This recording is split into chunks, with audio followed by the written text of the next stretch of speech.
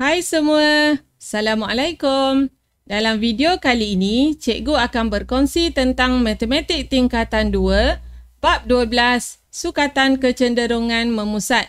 Dan kita akan lihat satu standard kandungan 12.1, sukatan kecenderungan memusat, serta satu standard pembelajaran iaitu mengaplikasikan kefahaman tentang sukatan kecenderungan memusat untuk membuat ramalan, membentuk hujah yang meyakinkan dan membuat kesimpulan.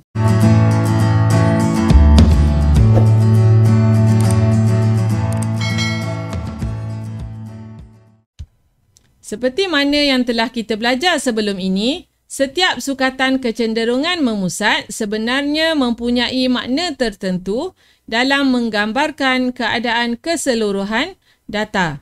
Jika sukatan kecenderungan memusat bagi dua atau lebih set data adalah hampir sama dan tidak dapat memberi tafsiran yang tepat, maka julat bagi set data perlu diambil kira. Okey, apa dia julat? Julat ialah beza antara nilai tertinggi dengan nilai terendah dalam suatu set data.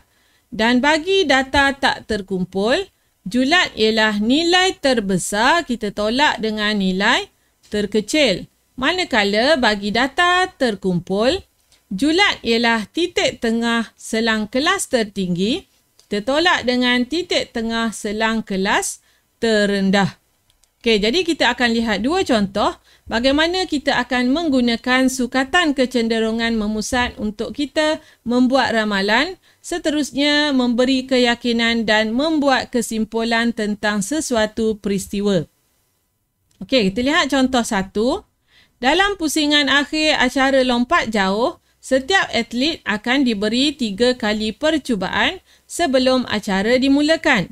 Jadual di bawah menunjukkan jarak lompat jauh bagi 3 orang atlet dalam percubaan itu. Okey, kita ada Rajesh, Syahril, Tiu. Okey, dan setiap seorang atlet diberi 3 kali cubaan untuk membuat lompatan.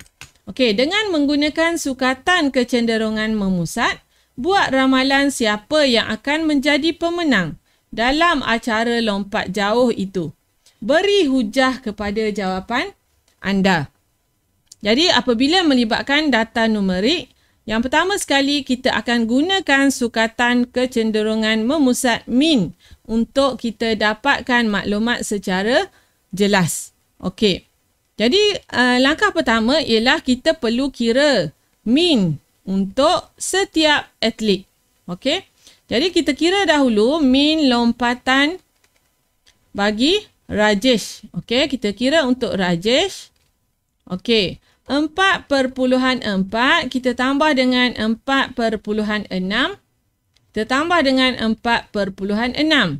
Dan kita bahagikan dengan 3 untuk 3 kali cubaan. Okey, jadi kamu akan kira. Okey, untuk Rajesh kita akan dapat 4.53. Okey. Kita kira untuk Syahril. Okey, Syahril. Syahril 4.3 tambah 4.8 tambah 4.2. Okey, kita bahagikan dengan 3. Okey, untuk Syahril kita dapat 4.43. Okey, seterusnya untuk Tiu. Okey. 4.6 kita tambah dengan 4.5 tambah 4.7 kita bahagi dengan 3. Okey, kita bahagi dengan 3 kita dapat 4.6. Okey, jadi sekarang ni kita dah ada min lompatan untuk Rajesh sejauh 4.53 meter. Untuk Syahril 4.43 meter, manakala untuk Tiu ialah 4.6 meter. Jadi untuk dapatkan hujah, kita mesti pastikan kita boleh memberi keyakinan untuk jawapan kita. Jadi berdasarkan min, kita lihat adalah paling hampir antara lompatan Tiu dengan lompatan Rajesh. Jadi untuk memberi pengesahan ataupun untuk meyakinkan lagi data kita, kita akan kira pula untuk julat. Okey. Jadi cikgu akan kira untuk julat. Yang pertama kita kira julat untuk Rajesh. Okey, untuk Rajesh, data tertinggi, data tertinggi adalah 4.6, data terendah 4.4. Jadi 4.6 tolak 4.4 dapat 0.2 julat dia. Okey, untuk yang kedua Syahril, untuk Syahril yang paling tinggi 4.8. Kita tolak dengan paling rendah 4.2. Kita akan dapat 0.6. Julat dia agak besar. Dan yang ketiga untuk Tiu. Julat dia.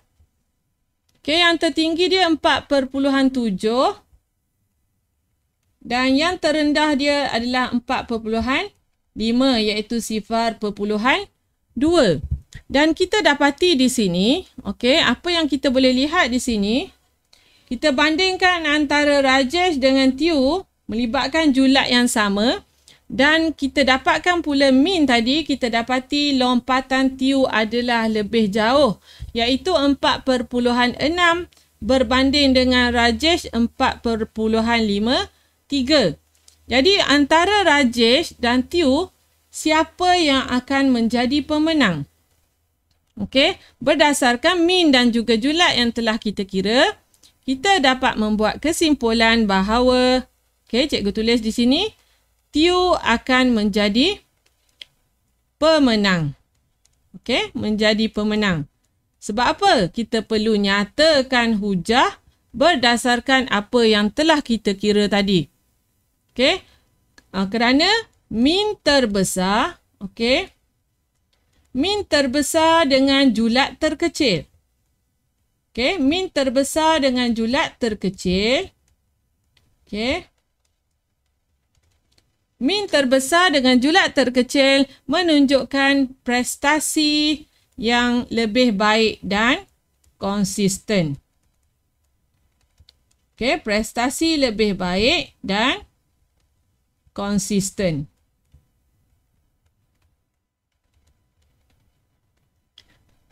Jadi inilah cara kita memberi hujah kepada jawapan yang telah kita kira.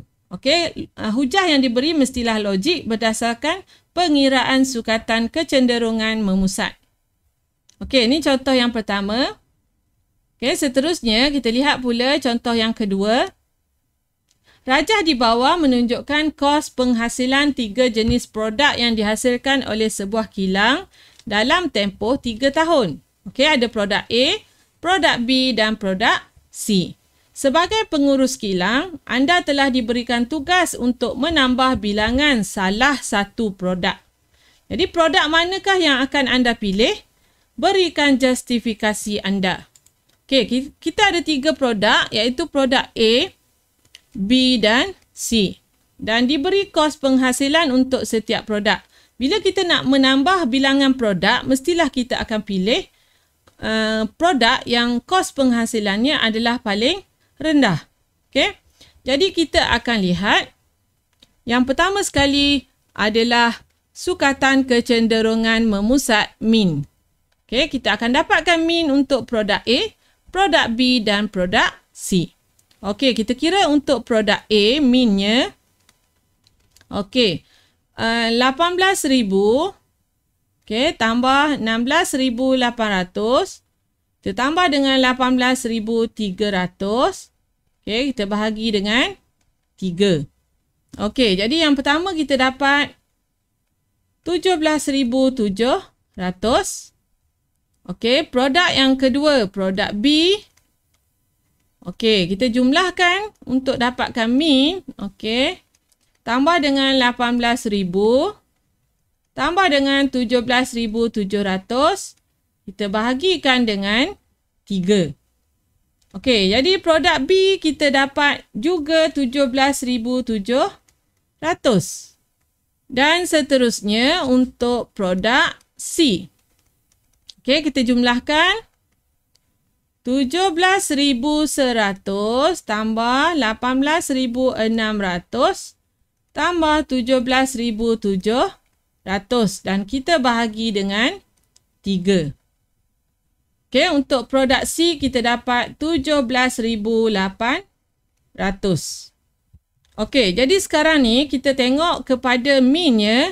Kita dapati min produk A 17,700, produk B 17,700 dan produk C 17,800. Jadi bila kita nak menambah bilangan produk, maksudnya kita mesti akan pilih produk yang paling rendah kos penghasilannya. Jadi kita akan pilih sama ada produk A ataupun produk B.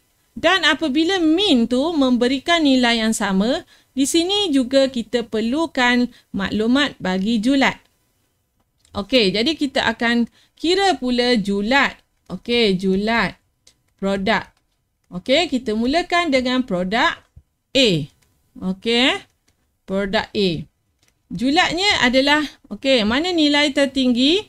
18,300 kita tolak dengan 16,800. Okey, 16,800. Okey, jawapannya. Okey, kita kira 18,300. Okey, kita tolak dengan 16,800, kita dapat 1,500 untuk produk A. Produk B. Okey, produk B yang tertingginya ialah 18,000. Okey, 18,000. Yang terendahnya ialah 17,400. Okey, 17,400. Okey, jadi kita tolak 18,000, kita tolak dengan 17,400. Kita akan dapat julat B ialah 600. Okey, jadi untuk C, cikgu tak kira sebab kita hanya sekarang berdasarkan min, kita akan pilih produk A atau produk B. Jadi berdasarkan julat pula, kita dapati julat A mempunyai beza yang sangat besar jika dibandingkan dengan produk B. Jadi di sini produk B menghasilkan julat yang lebih kecil. Maksudnya produk B kos penghasilannya adalah lebih konsisten ataupun lebih stabil. Jadi kita akan pilih, okey, kita akan pilih produk B. Okey, produk B dipilih. Okey, dan kita perlu nyatakan sebabnya. Okey, kerana kos penghasilan dan julat yang paling rendah. Okey, kerana kos penghasilan dan julat paling rendah jika dibandingkan dengan produk A dan produk C. Jadi inilah cara untuk kita menggunakan sukatan kecenderungan memusat untuk kita membuat ramalan ataupun kita nak membentuk hujah bagi meyakinkan dan seterusnya membuat kesimpulan tentang suatu set data. Okey, jadi cikgu harap kamu boleh faham dan sekiranya ada apa-apa persoalan, bolehlah ditulis di ruangan komen. Berminat dengan video-video yang cikgu kongsikan? Jangan lupa untuk like, share, komen serta subscribe. Terima kasih.